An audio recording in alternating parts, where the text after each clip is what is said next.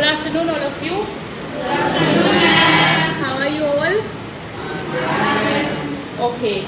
तो आज हम पढ़ने जा रहे हैं क्वाड्रेटिक इक्वेशंस। तो जो ये वर्ड है क्वाड्रेटिक, ये आपने इससे पहले कहीं सुना है? क्वाड्रेटिक प्रीवियस चैप्टर में कहीं सुना होगा?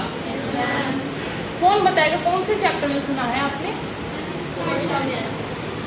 पॉलिनोमियल वाले चैप्टर में सुना है, उसके अंदर आता था टर्म क्वाड्रेटिक पॉलिनोमियल। ठीक है, तो वहीं से क्वाड्रेटिक इक्वेशन आती है, ये आज हम पढ़ेंगे। तो इस क्लास में पहले जान लेते हैं आज हम क्या क्या चीज़ें सीखेंगे। तो सबसे पहले है रिकॉल करेंगे क्वाड्रेटिक पॉलिनोमियल को। रिकॉल मतलब याद करेंगे कि पहले हमने क्वाड्रेटिक पॉलिनोमियल में क्या पढ़ा था, मतलब प्रीवियस नॉलेज को जानेंगे। उसके बाद है डिफाइनिंग क्वाड्रेटिक इक्वेशन। आप इस क्लास के बाद क्वाड्रेटिक इक्वेशन डिफाइन कर पाएंगे। फिर उसके बाद आता है आइडेंटिफाई क्वाड्रेटिक इक्वेशन। जैसे आप पॉलिनोमियल कहीं पे भी अगर मैं पॉलिनोमियल लिख के दूँ तो आप पहचान सकते हैं पॉलिनोमियल है नहीं है। सिमिलरली आप आइडेंटिफाई कर पाएंगे क्वाड्रेटिक इक्वेशन इस क्लास के बाद। उसके बाद आता है representing situation in the form of quadratic equation. कोई भी वर्ड प्रॉब्लम, इसका मतलब है कोई भी वर्ड प्रॉब्लम आप उसको क्वाड्रेटिक इक्वेशन की फॉर्म में लिख सकते हो। अभी तक आपने वर्ड प्रॉब्लम्स को किस चैप्टर में इक्वेशन के फॉर्म में लिखा है? वर्ड प्रॉब्लम्स को chapter 3 linear equation in 2 variable वाले चैप्टर में आपने वर्ड प्रॉब्लम्स थी, उनको इक्वेशन के फॉर्म में लिखा था। ठीक है बच्चों, तो आज हम यही जानेंगे। तो सबसे पहले हम रिकॉल कर लेते हैं क्वाड्रेटिक पॉलिनोमियल। सब मेरा एक क्वेश्चन है, जनरल हमने पॉलिनोमियल चैप्टर पढ़ा है। सो कौन बता रहा है व्हाट आर पॉलिनोमियल्स? कौन बता रहा है? अपने से खड़े होकर बताए बच्चे पॉलिनोमियल्स क्या होते हैं। हमने उसकी प्रॉपर डेफिनेशन पढ़ी थी, उसके बारे में पढ़ा था। व्हाट आर पॉलिनोमियल्स कौन बता रहा है? रिया। यस बच्चे।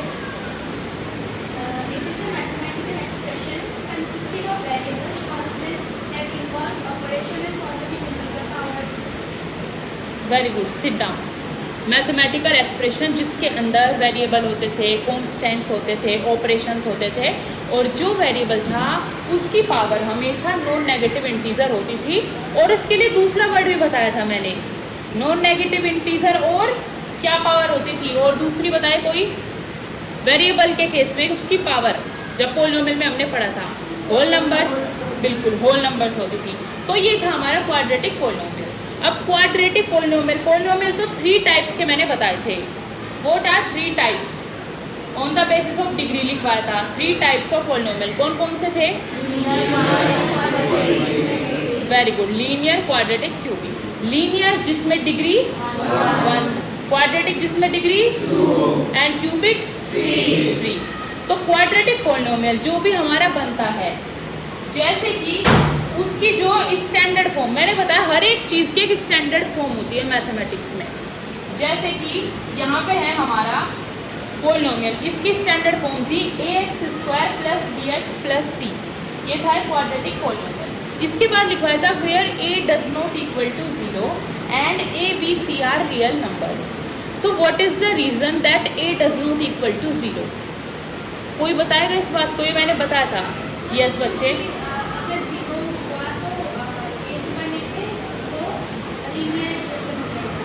Very good, sit down. और भी बच्चे पार्टिसिपेट करेंगे।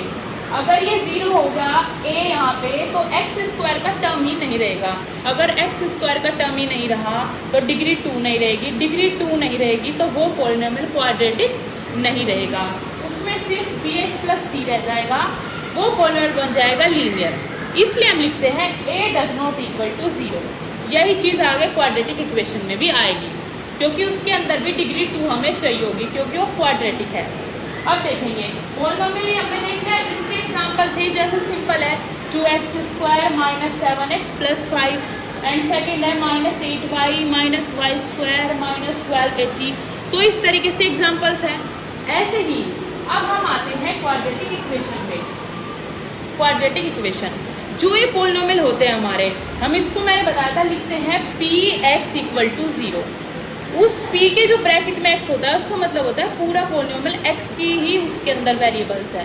पी वाई लिखेंगे पूरा पॉलिनोमियल, उसके अंदर y के ही वेरिएबल, ये चीज़ बताई थी।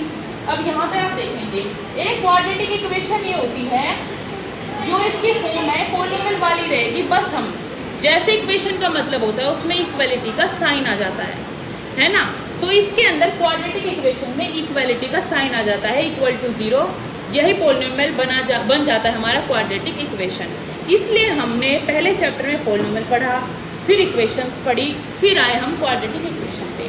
तो आज इस क्लास में हम ये भी जानेंगे, जो हमने ये 2 चैप्टर पढ़े उसके बाद हमें इस चैप्टर की नीड क्यों है, इसको पढ़ने की नीड क्यों है, इसके डेली लाइफ में क्या क्या यूजेज है, ये सब जानेंगे। तो यहाँ पे आप सिंपल देख लो, यही जो पॉलिनोमियल होता है इसमें इक्वल टू का साइन लगा दो, ये बन जाती है हमारी क्वाड्रेटिक इक्वेशन, सिंपल। तो इसकी अगर डेफिनेशन पे आए, ये है हमारा एक quadratic equation in the variable x is an equation of the form ax² + bx + c = 0 where a, b, c are real number and a does not equal to 0, simple. तो ये एग्जांपल्स आप देखिए, 2x² - 7x + 5 = 0। एंड सेकंड है इसी तरीके से minus में भी x² - 2x - 2 = 0। थर्ड भी है x² - 5x + 6 = 0 और ऑल्सो क्वाड्रेटिक इक्वेशन। तो बेसिकली सिंपल है हमारा any equation of the form px मतलब कोई भी पॉलिनोमियल x उसमें वेरिएबल हो, जैसे कि ये वाला = 0 where px is the polynomial of degree 2 is a quadratic equation. वो ही एक क्वाड्रेटिक इक्वेशन हो जाती है, बस पॉलिनोमियल को इक्वल कर दो 0 के। ये हो गया हमारा। अब इसके बाद हमारा कॉन्सेप्ट आता है, आप ये देखो, ये है स्टैंडर्ड फॉर्म। आगे हम यहाँ पे देखेंगे, इसके अंदर बच्चे देखो, जैसे कि एक इक्वेशन में लिख रही हूँ 2x² - 7x + 5 = 0। सिंपल है, ये क्वाड्रेटिक इक्वेशन है, आप सब बता सकते हैं भाई, 2 हाईएस्ट डिग्री है, क्वाड्रेटिक इक्वेशन है। और इसको ऐसे भी तो लिख सकते हैं, अगर 2x² + 5 - 7x = 0। क्या अभी कुछ चेंज थोड़ी हो रहा है, इक्वेशन तो वही रहेगी, बस इसके अंदर क्या चीज चेंज हुई, इसके अंदर हाँ प्लेस चेंज कर दिया मैंने, जो 7x वाला था वो दूसरी तरफ ले आई। तो ऐसे हम इक्वेशन को ऐसे लिखे, किसी भी तरीके से लिखी आती है। इसलिए हम मैथमेटिक्स में एक स्टैंडर्ड फॉर्म पढ़ लेते हैं ताकि कभी कंफ्यूजन ना रहे। और वो स्टैंडर्ड फॉर्म, जो हमारी स्टैंडर्ड फॉर्म बनती है, वो हमेशा उसके अंदर आप देखोगे जो डिग्री है, जो भी वेरिएबल है उसकी डिग्री है वो डिसेंडिंग ऑर्डर में होती है। आपने डिसेंडिंग और असेंडिंग ऑर्डर पढ़े होंगे। क्या होता है डिसेंडिंग में? ज़्यादा वैल्यू फिर कम, फिर असेंडिंग में क्या होता है, बढ़ती जाती है। तो डिसेंडिंग ऑर्डर में होती है डिग्री स्टैंडर्ड फॉर्म की, ताकि हम इक्वेशन को प्रॉपर्ली लिख पाए। कोई ऐसे भी लिख सकता है, कोई ऐसे लिख सकता है, कोई ऐसे लिख देगा 2x² - 7x = -5। मतलब बहुत सारे वे हैं उसको लिखने के, पर इसलिए मैथमेटिक्स में हम स्टैंडर्ड फॉर्म पढ़ लेते हैं ताकि हमें आइडिया रहे ये होती है क्वाड्रेटिक इक्वेशन, उसको आइडेंटिफाई करने के लिए। जैसे कि आप इस स्कूल के स्टूडेंट हैं, सभी हैं, लेकिन हमें आइडेंटिफाई करना होगा, उसके लिए बहुत चीज़ें चाहिए होगी, आपका रोल नंबर, आपकी क्लास, आपका सेक्शन। अगर 10th में बोल दिया कि हम आइडेंटिफाई कर पाएंगे, जब हमें पता चलेगा 10th बी के बच्चे हैं, ये रोल नंबर है, तब वो आइडेंटिफाई होगा। इसी तरीके से मैथमेटिक्स में एक स्टैंडर्ड चीज़ बनाई जाती है, उससे वो आइडेंटिफाई होती है। तो यहाँ पे स्टैंडर्ड फॉर्म हमारी असेंडिंग ऑर्डर में डिग्री का मतलब है ax² + bx + c = 0। यहाँ पे आप खुद देखो, पहले डिग्री पहला जो टर्म आया उसकी पावर है 2, फिर पावर है, और फिर तो है ही नहीं वो टर्म। तो ऐसे डिसेंडिंग ऑर्डर में लिखते हैं, वो होती है स्टैंडर्ड फॉर्म क्वाड्रेटिक इक्वेशन की। तो यही चीज़ आपको पता हो।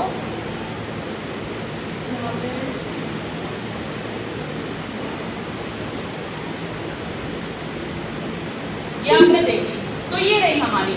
जब भी आपसे कोई पूछे what is the standard form of A quadratic equation, आप बताएंगे ax² + bx + c = 0 where a does not equal to 0 is called standard form of A quadratic equation.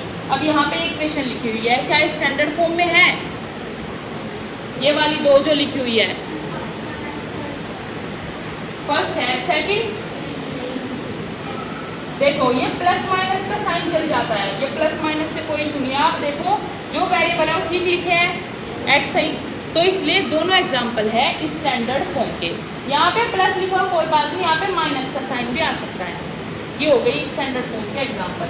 अब इसके बाद आते हैं मेन चीज़ कि हम आइडेंटिफाई कर पाए क्वाड्रेटिक इक्वेशन को। ये आप सीखे। अब पहले तक तो सिंपल हमारा ये आता था कि आपने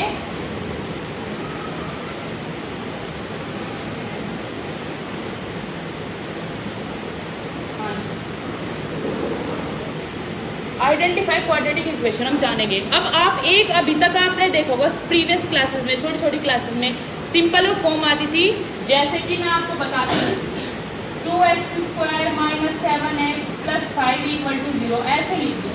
आपसे पूछूँ ये क्वाड्रेटिक इक्वेशन है नहीं, तो आप सिंपल स्टैंडर्ड फॉर्म से कंपेयर करके बता दोगे। पर अभी आप 10th क्लास में हो, अभी इस लेवल का आपसे नहीं पूछेंगे। अभी कोई इस तरीके से फॉर्म आएगी, उसको फर्दर सोल्व करोगे, फिर आपको पता चलेगा ये है या नहीं, फिर आपको आंसर करना होगा। इसलिए हम ये एग्जांपल देखते हैं। अभी इस फॉर्म में लिखा है, आप बच्चे कॉपी निकाल के मेरे साथ साथ सोल्व करते जाएंगे अपनी कॉपी में।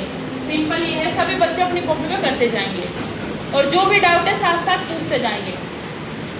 ये क्वेश्चन है हमारे पास, ये है x - 2 मल्टीप्लाई में x + 5 = ब्रैकेट में है x - 3, फिर ब्रैकेट में है x + 4 + x²। तो अगर ऐसे कोई इक्वेशन दे दे, आप थोड़ा कंफ्यूज हो सकते हो ये होगी या नहीं होगी, इसलिए हम इसको सोल्व करते हैं। सोल्व करेंगे दोनों साइड। अब इस तरह सोल्व करेंगे, मेरे साथ बोलते जाएंगे क्या क्या आता जाए। ये दोनों को सोल्व करेंगे, पहले क्या फरमाएंगे, सब बोलते जाएंगे। क्या आएगा, x के साथ मल्टीप्लाई करेंगे x²। बोलते जाएंगे बच्चे। एक मिनट, दूसरी पेन लेते हैं अभी। x², फिर ये x की 5 के साथ होगी, फिर क्या आएगा + 5x, उसके बाद वेल डन -2x, इसके बाद -5 × 2 = 10। ये एक तरफ का हमने सोल्व कर लिया। अब आते हैं हम इधर, ये वाला पार्ट, ये वाला हमें सोल्व करना है। कॉपी में करो पहले, फिर आप बताना। ये वाला पार्ट सोल्व करना है, सभी बच्चे करेंगे कॉपी में। लास्ट में हम देखेंगे क्वाड्रेटिक इक्वेशन है या नहीं है।